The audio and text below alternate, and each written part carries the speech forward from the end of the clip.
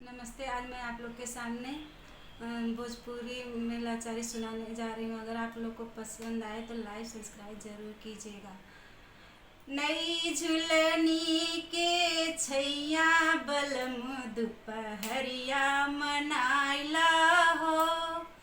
नई झुलनी के छैया बलम दुपहरिया मनाइला हो।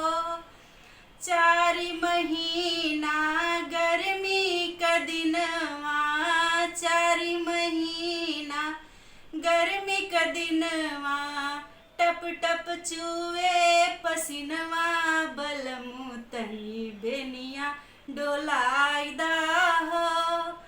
टप टप चुए पसीनवा, बलमु तनी बेनिया डोलाइदा हो। नई झुलनी के छैया बलम दुपहरिया मनाइला हो।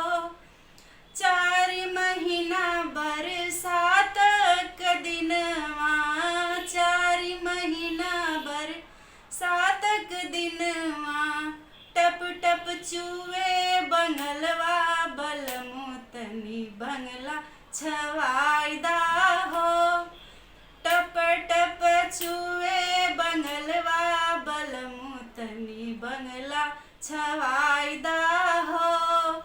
नई झुलनी के छैया बलमु दुपहरिया मनाइला हो।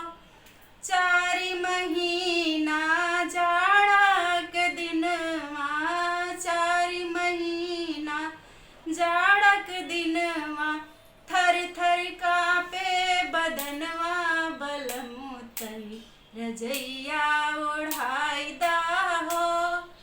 नई झुलनी के छैया बलमु दुपहरिया मनाइला हो। नमस्ते।